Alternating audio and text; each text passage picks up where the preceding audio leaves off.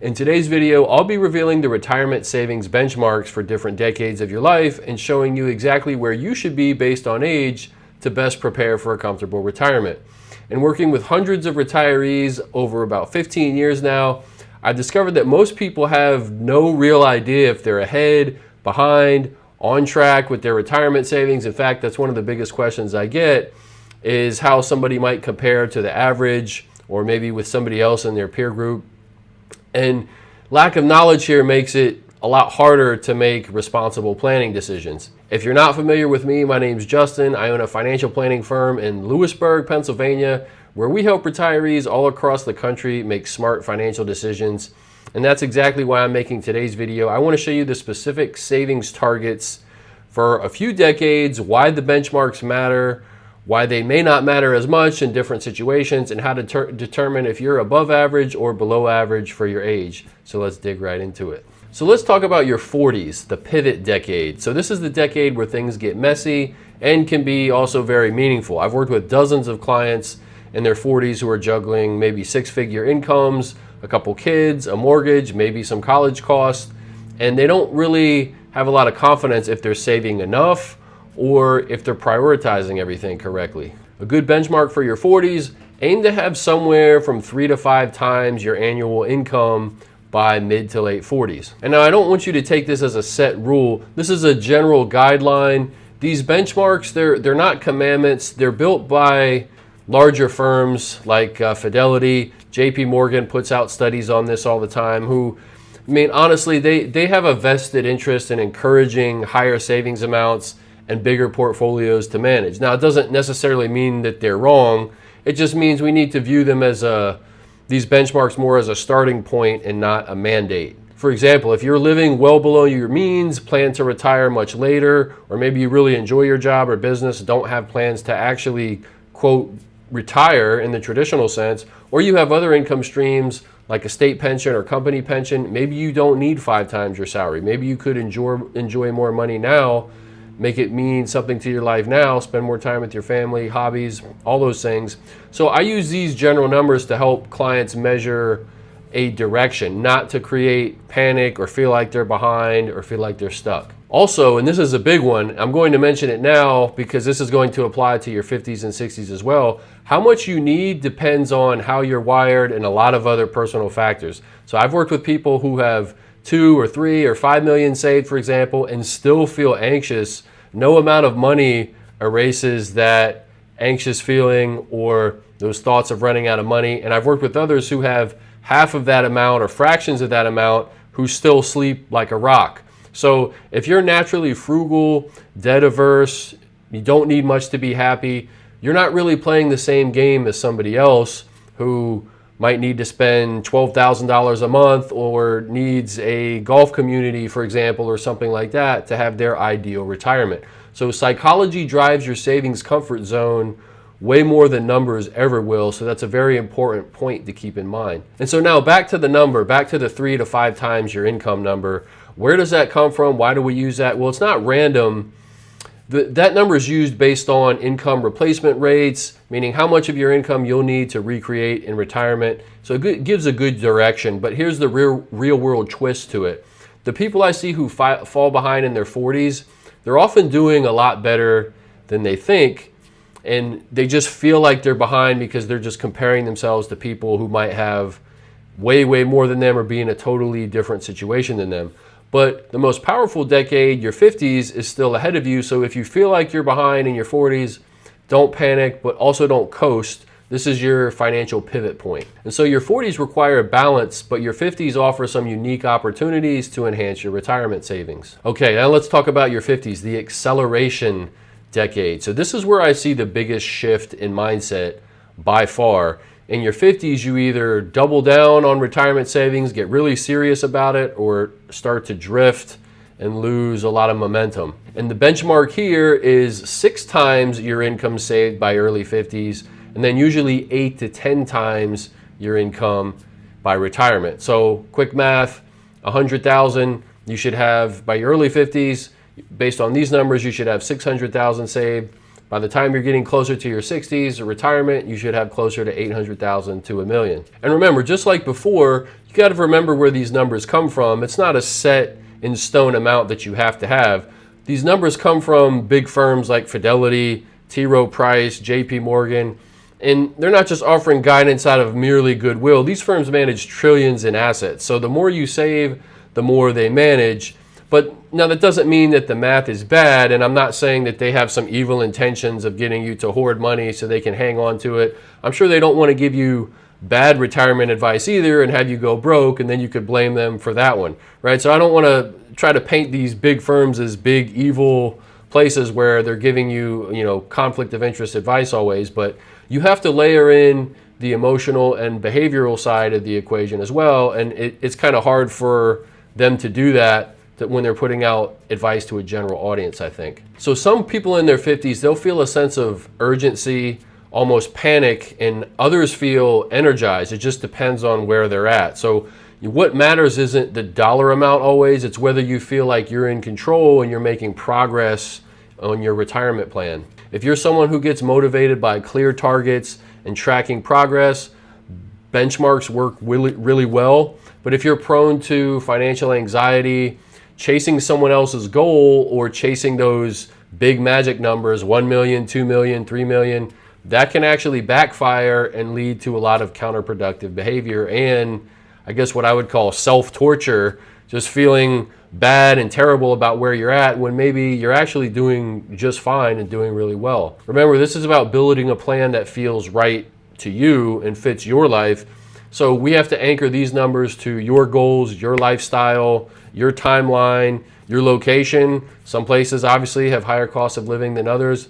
I've had clients that saved way less than these numbers that I'm talking about and still were able to retire confidently because their expenses were low, they had guaranteed income, they mapped it out beforehand, they knew they had a clear picture of what they actually needed. So context here is everything. And here's what I've seen firsthand. People in their 50s can make more focused financial progress in 5 to 7 years than they did in the prior 15 years. And why is that? Well, that's because usually your 50s, you have higher income, your income is reaching its maximum potential. You might have fewer child expenses, just depending on how old your kids are, or if you do have kids. And for many, there's a sense that the retirement runway is getting shorter, so there's that feeling of, okay, I better get serious about this. Also, I'll say that catch-up contributions that you now have access to in your 50s can be very underrated. I've helped a lot of clients really focus on this, intentionally put more, hit those catch-ups. That's been able to give a boost to their retirement savings.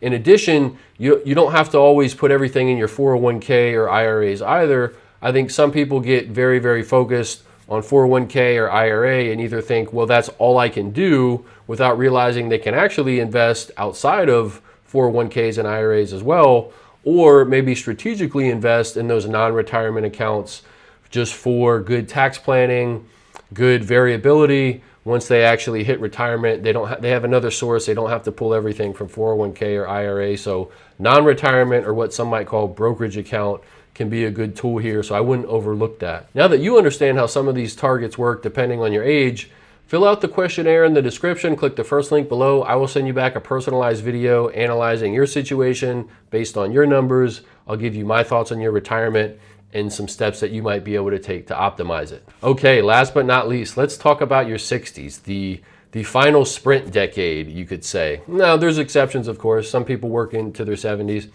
but I'll keep this general to the 60s. So the biggest misconception I see in this decade, people might think that they're, quote, done saving, but your 60s aren't really a coast, it's more of a sprint depending on what age you're going to retire. And the benchmark here is about 8 to 10 times your income saved, but here's the nuance to it. Those numbers assume a 65-ish retirement age, no pension, and a goal to replace about 70 to 80% of your income. Now, that may not be your goal. And so again, we have to keep this in context and keep this as personalized as we can.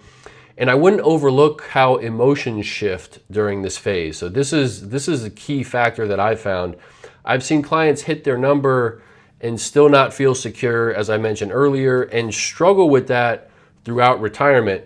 Very difficult to transition from saving to spending, no matter what the number is. So there's a lot of psychological and emotional barriers here that have to be worked through. And others may not have near those high amounts saved, but they have peace of mind because their plan is simple, flexible, realistic. So fear, optimism, scarcity mindset, these factors can all shape your experience of retirement way more than any of these financial benchmarks or retirement income studies can. And so if your emotional wiring leans cautious, you might need a bigger cushion. If you're naturally adaptable, content with less, maybe you have just a very high stress tolerance, not a lot of things bother you, then maybe your number might be lower than you think. So again, this all has to be adapted to your personality. And I'd say in your 60s, the plan matters a lot more than just the number. So it's about transition, again, from going from accumulation to decumulation. And a lot of people are surprised when I show them how much more powerful the actual withdrawal strategy is, tax efficiency, than squeezing out a few more percentage points of investment returns at this stage. And so once you hit your 60s, of course the numbers matter, but at this stage I think the plan matters more because you're going from accumulation again to decumulation and withdrawal. So it's about transition, it's about getting those little things right, when to take Social Security, pension benefits, how to plan for tax minimization throughout your lifetime, not just in the current year. All those things start to matter a lot more and need to be taken into account. And now understanding these decade targets is important so you have a general idea of where you're at, but it's also important to know what to do if you're behind. Okay, so what do you do if you're behind the benchmarks or if you feel like you're significantly behind? Well, here's what I tell every client who might feel like they're behind. Of course, the best time to start was 10 years ago, but you can't change the past. No use getting feeling bad about it or depressed about it. The second best time is today. So you want to start making an intentional plan of how you're going to make up the shortfall and how you're going to get ahead on this. So number one, of course, you want to maximize your tax advantage accounts, but this needs to be case by case as well. I feel like that's too generic. Most people already know that. They know they should be putting money in their 401ks or their IRAs, but you might want to start dividing some money into non-retirement as well, just depending on how much you already have saved, what your lifestyle is going to be, your other sources of income. So you don't have to blindly throw everything into 401k or IRA. You want to intentionally map this out to try to make sure you're taking taxes into account, where you're going to pull money from.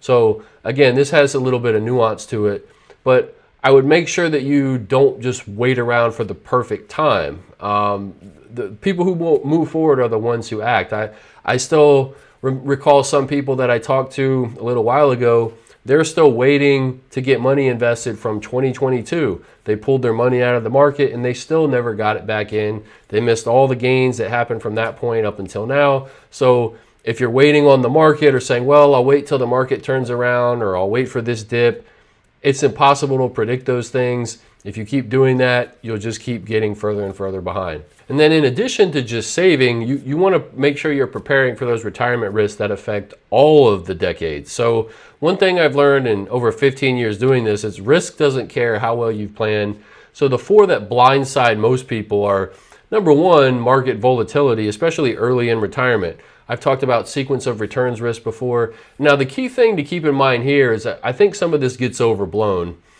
Sequence of returns risk is real, but it's actually very, very rare. And one thing I will throw in about sequence of returns risk is, yes, it is real, but more recent research shows that it's not as common as a lot of literature or other videos out there might make it seem. And I've done a video on this myself addressing the risk. So yes, I don't want to try to say you should never think about this, but recent research shows that sequence of returns risk outcome is actually pretty small. So I wouldn't obsess about this or let sequence of returns paint or overhaul your entire investment or retirement income objective. A second risk is tax exposure or tax drag. Retirees often find themselves paying a lot more in taxes than expected, and this can come from things that I mentioned earlier in the video, blindly throwing everything into like pre-tax 401k accounts, not structuring the tax efficiency of their retirement contributions correctly, or thinking, well, I'll figure all this out later after I retired. The sooner you get a jump on this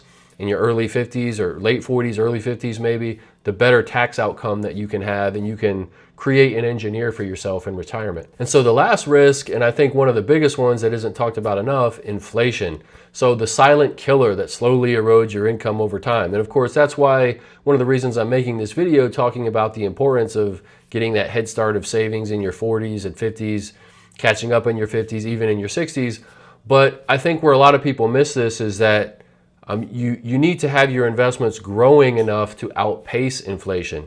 And that can contradict some of the general rule of thumb advice that's given to retirees, such as, have your age in bonds, or once you retire, you need to take all your money out of the market and be secure and buy annuities. I think retirees get all kinds of very bad generic investment advice, a lot of it based on fear. But a lot of research we have now starts to show that the more that you have actually on the growth side, the less your risk of running out of money in retirement. Ironically, the more that you have in bonds and cash or fixed assets, that actually can increase your risk of running out of money because you're not keeping up with inflation and purchasing power. A very interesting study that I really enjoyed reading, Beyond the Status Quo, looked at a 100% stock allocation in retirement, and they found that this was by far better than many of the other standard 60-40 models or even 70-30 that I've recommended before. Now, of course, I'm not telling you to go out in your 60s or 70s and go put all your money in 100% stock. There's definitely psychological and emotional factors here that have to be considered. So don't take this as investment advice for what you should go out and do. But I think it's very interesting to look at this and realize that maybe some of the conventional advice leaves you exposed on the inflation side. And now that you understand some of these retirement savings benchmarks for each decade, how to evaluate your progress, you can determine if you're perhaps above average or below average and take some action to optimize your retirement trajectory. If you need help creating a decade-specific retirement plan that gets you on track, just fill out the questionnaire in the link below the description. I'll send you a personalized video analyzing where you're at based on your numbers. If I can help, happy to do it. Thanks again for watching. I really appreciate it, and I will see you in the next one.